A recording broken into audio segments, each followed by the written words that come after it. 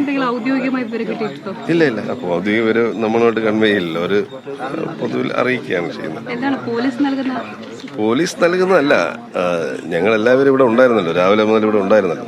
ഇത് തീർച്ചയായും സ്വാഭാവികമായി നടന്ന ഒരു സംഭവമല്ല. അതെങ്ങനെ നടന്നു, ആര് ചെയ്തു, ആരൊക്കെയാണ് അതിന്റെ പിന്നിലുള്ളത് എന്നതെല്ലാം അന്വേഷണത്തിൽ. വിവരം കിട്ടുന്നത് എനിക്കൊരു 6:45 കൂടി വിവരമുണ്ട്. ഞാൻ 7:15 ഇവിടെ എത്തി. ആ സമയത്ത് നെയ്യാറ്റിൻകര DYSPയുടെ നേതൃത്വത്തിലുള്ള പോലീസ് ഇവിടെ ഉണ്ടായിരുന്നു. അവരും നാട്ടുകാരും എല്ലാം സമീപ സ്ഥലങ്ങളിലൊക്കെ ഇപ്പോൾ പരിശോധിക്കുന്നുണ്ടായിരുന്നു. അപ്പോൾ കിണറിൽ നോക്കി അപ്പോൾ ഒന്നും കാണാൻ കഴിഞ്ഞില്ല.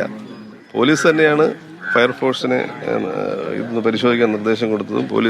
ഫയർഫോഴ്സ് വന്നു അവരുടെ പരിശോധനയിലാണ് കുഞ്ഞിന്റെ മൃതദേഹം ഇതിനകത്തുള്ളതായിട്ട്. ആദ്യഘട്ടത്തിൽ കുടുംബാംഗങ്ങളുമായി സംസാരിക്കാൻ ഞാൻ സംസാരിച്ചിരുന്നു. എന്താണ് ആ സമയത്ത് അവർ പറയുന്നത്? പിന്നെ ഈ മൂത്ത അവിടെ ഒരു ചെറിയ തീപിടുത്തം ഉണ്ടായി ആ മുറിയിൽ. അമ്മാവന്റെ മുറിയിൽ ഒരു തീപിടുത്തം ഉണ്ടായി. പക്ഷെ പിന്നീട് നമുക്ക് ഇപ്പോൾ പോയാലും അതിൽ മണ്ണെണ്ണയുടെ ഗന്ധം ആയിരുന്നു ആ സമയത്ത്. അപ്പോൾ തീപിടുത്തം നടക്കുന്ന സമയത്ത് അവര് അണയ്ക്കാൻ അമ്മുമ്മ ഈ ബക്കറ്റിൽ വെള്ളം എടുത്തുകൊണ്ടുപോയി അവര് തീ അണയ്ക്കാൻ ശ്രമിച്ചു. തീ അണച്ചു. അത് കഴിഞ്ഞിട്ടാണ് കുഞ്ഞുങ്ങളെ നോക്കാൻ പോകുമ്പോഴാണ് ഒരു കുഞ്ഞില്ല എന്ന് പറയുന്നത്. അതിന് തൊട്ടു മുമ്പ് തന്നെ മൂത്ത കുഞ്ഞിനെ ടോയ്ലറ്റിൽ കൊണ്ടുപോകുന്ന സമയത്ത് ഇളയ കുഞ്ഞിനെ എടുത്ത് അച്ഛൻ്റെ അടുത്ത് കിടത്തിയിരുന്നു എന്നാണ് അമ്മ പറഞ്ഞത്. അപ്പോൾ ഇവരെല്ലാവരും എഴുന്നേറ്റ് ഈ പ്രവൃത്തികളൊക്കെ നടക്കുന്ന സമയത്താണ് ഇത് കാണാൻ കുട്ടിയെ കണ്ടില്ല എന്നുള്ളതാണ് നമ്മൾ ഏറ്റവും കൂടുതൽ ദുരൂഹത ഉണ്ടാക്കുന്ന ഒരു സംഭവം.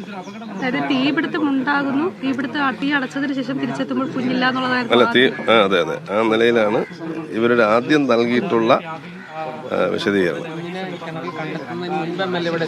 എത്തിയിരുന്നു. ആ സമയത്താണ് അവരോട് കുഞ്ഞിനെ കണ്ടെത്തിയതിന് ശേഷം അവരുമായി സംസാരിക്കാൻ കഴിഞ്ഞിട്ടില്ല. അതിനു മുമ്പാണ് അവരോട് സംസാരിച്ചത്. അപ്പോൾ അമ്മമ്മയാണ് പറഞ്ഞത് ഈ കുഞ്ഞിന് പുറത്തിറങ്ങുന്ന ഒരു ടെൻഡൻസിയും ഇല്ല. ഈ മൂത്ത കുഞ്ഞാണെങ്കിൽ പുറത്തൊക്കെ ഇറങ്ങുമായിരിക്കും. പക്ഷേ ഇളയ കുഞ്ഞ് പുറത്തിറങ്ങുന്ന ടെൻഡൻസി ഒന്നും ഇല്ലാത്തൊരു കുഞ്ഞാണ്. അപ്പോൾ അകത്ത് തന്നെയായിരുന്നു ഉണ്ടായിരുന്നത്. അപ്പോൾ ഈ തീപിടുത്തം ഉണ്ടായി എന്നുള്ളതാണ് ആദ്യത്തെ ഒരു സംഭവം. അപ്പോൾ തീപിടുത്തം അണയ്ക്കാൻ വേണ്ടി ഇവർ പോയി അണച്ച് അതിനിടയിൽ അവിടെ പോയി നോക്കിയപ്പോഴാണ് ഇളയ കുഞ്ഞില്ല എന്നുള്ളത് മനസ്സിലാക്കുന്നത്. ആദ്യം നോക്കിയപ്പോൾ 2 കുട്ടികളും കിടക്കുന്നതായിട്ട് അവർക്ക് തോന്നി. പിന്നെ വീണ്ടും വന്ന് നോക്കിയപ്പോൾ ഇളയ കുഞ്ഞില്ല എന്നുള്ളതാണ്. ഈ 2 കുട്ടികളും ആദ്യം ഞാൻ മനസ്സിലാക്കുന്നത് അച്ഛനോടൊപ്പം ഇളയ കുഞ്ഞിനെ എടുത്ത് രണ്ടാമത് കിടത്തുകയായിരുന്നു എന്നാണ് അമ്മ പറഞ്ഞത്. മൂത്ത കുട്ടിയെ ടോയ്ലറ്റിൽ കൊണ്ടുപോകുന്ന സമയത്ത് ഇളയ കുട്ടിയെ അച്ഛനോടൊപ്പം കിടത്തിയിട്ടാണ് പോയത്. അതിനുശേഷമായിരിക്കാം ഈ തീപിടുത്ത സംഭവങ്ങളൊക്കെ ഉണ്ടാകുന്നത്. അല്ല, അതിനെക്കുറിച്ച് അറിയില്ല. അതിപ്പോഴാണ് കേൾക്കുന്നത്. എന്തായാലും ഒരു കുഞ്ഞിനോട് ഇങ്ങനൊരു സംഭവം ഉണ്ടാകുന്നതും അതുമായിട്ട് എന്താണ് ബന്ധം? മുതിർന്ന ആളുകളൊക്കെ നിൽക്കുകയല്ലേ. അല്ല, ഈ പറയുമ്പോൾ ഇവര് എന്നോട് പറഞ്ഞപ്പോൾ തന്നെ എനിക്ക് മനസ്സിലായി ഇവരെല്ലാം ഉണർന്നിരിക്കുന്ന ഒരു സമയമായിരുന്നു അത്. അപ്പോൾ ഇതെങ്ങനെയാണ് ഉണ്ടാവുക എന്നുള്ളത്. അങ്ങനെ ഒരു കുഞ്ഞിന്റെ അമ്മ പറഞ്ഞു ഈ കിണറിനടുത്തൊരു നിഴൽ മാറുന്നത് കണ്ടു എന്ന് കുഞ്ഞിന്റെ അമ്മ പറഞ്ഞിരുന്നു. അല്ലല്ല, അത് ആ സമയത്താണ് പിന്നെ ഈ ഒരു കുഞ്ഞിനെ കാണാതിരിക്കുന്ന ഒരു സമയത്ത് നമുക്കൊരു പോലീസ് രീതിയിൽ നമുക്ക് അവരോട് കാര്യങ്ങൾ തിരക്കാൻ ഒരു പ്രയാസം ഉണ്ടായിരുന്നു. ഒരു നിഴൽ മാറുന്നത് കണ്ടിരുന്നു എന്ന് കുഞ്ഞിന്റെ അമ്മ പറഞ്ഞതായിട്ട് അമ്മയും അടുത്തടുത്ത് നിൽക്കുകയായിരുന്നു.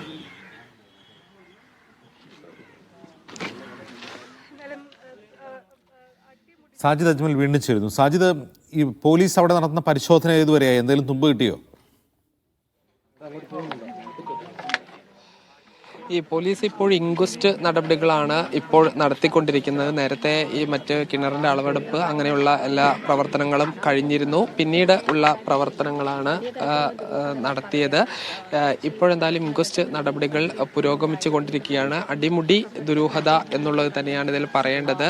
ഈ തുടക്കം മുതൽ തന്നെ ഇതിൽ പല കാര്യങ്ങളും ഈ ജനപ്രതിനിധികൾ അടക്കമുള്ള ആളുകൾ ഇങ്ങോട്ട് എത്തുകയും അവരോട് ഈ പലതരത്തിൽ വൈരുദ്ധ്യമായ കാര്യങ്ങളാണ് പറയുന്നത്. എന്നോടൊപ്പം ജില്ലാ പഞ്ചായത്ത് പ്രസിഡന്റ് ആണ് ചേരുന്നത്. പ്രസിഡന്റ്, ഇപ്പോൾ ഇത് അറിഞ്ഞിവിടെ എത്തുമ്പോഴുള്ളൊരു സാഹചര്യം എന്താ? അല്ല, ഇത് ഈ സങ്കടകരമായ വാർത്ത അറിയുന്നത് അതിരാവിലെയാണ്. ഇവിടെ എത്തുമ്പം നാട്ടുകാരും പോലീസും ഒക്കെ ഇവിടെ എത്തിച്ചേർന്ന് കഴിഞ്ഞു. കുറച്ച് മാധ്യമപ്രവർത്തകരും വന്നു. അപ്പോൾ ഇവിടെ പറയുന്നത് ഇന്നലെ രാത്രിയോടുകൂടി വീട്ടിലെന്തോ അനിഷ്ട സംഭവം ഉണ്ടായതായി പറയുന്നുണ്ട്. ആ കാഴ്ച കാണാൻ ആദ്യം എത്തിയ ആളുകൾക്ക് അത് കാണാൻ വേണ്ടി സാധിച്ചിട്ടുണ്ട്. വീട്ടിനകത്ത് കട്ടിലിൻ്റെ ഒരു പോർഷൻ കത്തിയിട്ടുണ്ടെന്ന് പറയുന്നു. ഇപ്പോൾ ഇവരുടെ അപ്പൂപ്പൻ മരിച്ചിട്ട് ഇന്ന് 16 ഇവിടെ അതൊരു ചടങ്ങാണ്. അപ്പോൾ 16-ൻ്റെ ചടങ്ങിനെന്തോ അവർ തയ്യാറെടുക്കുകയായിരുന്നു. അപ്പോൾ സ്വാഭാവികമായും മാതാവും അമ്മൂമ്മയും പറഞ്ഞ ആദ്യത്തെ മൊഴി അത് ആശങ്കയുണ്ടാക്കുന്നതും അത് തെറ്റിദ്ധരിപ്പിക്കാനാണ് എന്നുള്ള നിലയിൽ പോലീസ് ഒരു പ്രാഥമികമായ നിഗമനത്തിൽ എത്തിയിട്ടുണ്ട്. പുറത്തുനിന്ന് ആരോ വന്ന കുഞ്ഞിനെ അപായപ്പെടുത്താനുള്ളൊരു സാധ്യത ഉണ്ട് എന്നുള്ള നിലയിൽ നമുക്കറിയാം. ആ കിണർ നിങ്ങളെല്ലാവരും കണ്ടതാണ്. ഒരിക്കലും 2.5 വയസ്സായ ഒരു കുഞ്ഞിന് നടന്നു എന്ന് കാൽവഴുതി വീഴാൻ കഴിയുന്ന നിലയിലുള്ളതല്ല.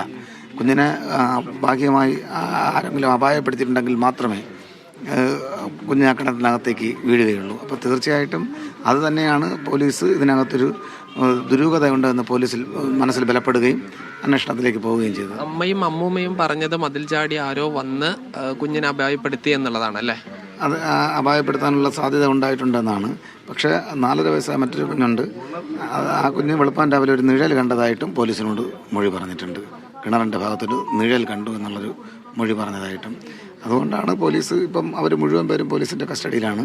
ഉന്നത ഉദ്യോഗസ്ഥരുമായി ബന്ധപ്പെട്ടപ്പോൾ പറഞ്ഞത് കൃത്യം മണിക്കൂറുകൾക്കുള്ളിൽ ഇതിനകത്തെ ദുരൂഹത പോലീസ് വ്യക്തമാക്കുമെന്നാണ്.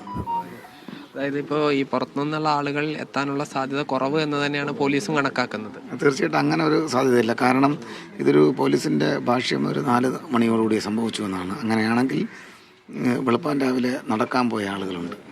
അവരാരും തന്നെ ഇത്തരത്തിൽ അവരുടെ ആരെങ്കിലും പുറത്തുനിന്ന് അപായപ്പെടുത്തിയെന്നോ കരയുകയോ ബഹളമുണ്ടാക്കുകയോ അങ്ങനൊരു സിറ്റുവേഷൻ ഇവിടെ ഉണ്ടാവുകയോ ചെയ്തിട്ടില്ല. 5 മണിക്കും 5:30 മണിക്കും നടക്കാൻ പോയവരുണ്ട്. അതുപോലെ തന്നെ ഇതൊരു കണ്ടല്ലോ, ഒരു പ്രധാനപ്പെട്ടൊരു ബാലരാമത്തെ ഒരു ഹയർ സെക്കൻഡറി സ്കൂളിൻ്റെ നേരെ ഓപ്പോസിറ്റാണ്. ആളുകൾ വെളുപ്പാൻ രാവിലെ തന്നെ ചായ കുടിക്കാനും മറ്റുമൊക്കെയായി വരുന്ന സ്ഥലമാണ്. അങ്ങനെ ഒരു സംശയകരമായ സാഹചര്യത്തിലുള്ള വിഷയം ഇവിടെ ഉണ്ടായിട്ടുണ്ട് എന്നുള്ളത് ഒരാളോട് പോലും ഈ വീട്ടുകാർ മുൻകൈ എടുത്ത് പറഞ്ഞിട്ടുമില്ല. അപ്പോൾ ഇതൊക്കെ സംശയകരമായ സാഹചര്യത്തിലേക്ക് വിരൽ ചൂണ്ടുന്ന കാര്യങ്ങളാണ്. അപ്പോൾ അവർ കഴിഞ്ഞ ദിവസം ഈ കുട്ടിയുടെ അമ്മ പോലീസ് സ്റ്റേഷനിലെത്തി ഒരു 30 ലക്ഷം രൂപ കാണാതെ പോയി എന്നൊക്കെ പറഞ്ഞിട്ടുണ്ട്. അവരെന്തോ ദേവസ്വം ബോർഡിൽ ഉദ്യോഗസ്ഥയാണ്, അങ്ങോട്ട് ജോലി സ്ഥിരപ്പെടുത്താൻ വേണ്ടി കൊടുക്കാനുള്ള പണമായിരുന്നു എന്നൊക്കെ കേൾക്കുന്നുണ്ട്. അതിനെക്കുറിച്ച് അറിയോ? ശരിക്കും നിങ്ങളെപ്പോലൊരു മാധ്യമപ്രവർത്തകൻ ഇപ്പോൾ എന്നോടത് പറഞ്ഞപ്പോഴാണ് ഞാനും അറിയുന്നത്. 30 ലക്ഷം രൂപ അവർക്ക് നഷ്ടപ്പെട്ടു. അത് പോലീസിനോട് ചോദിക്കേണ്ടുന്നൊരു കാര്യമാണ്. ഇവർ ചെറിയ കടബാധ്യതയിൽപ്പെട്ടിട്ടുണ്ട് എന്ന് ചുറ്റുപാടുമുള്ള ആളുകൾ പറയുന്നുണ്ട്. അതിൻ്റെ ഫാക്റ്റും എന്താണെന്നുള്ളതിനെ സംബന്ധിച്ച് നമുക്ക് വ്യക്തതയില്ല.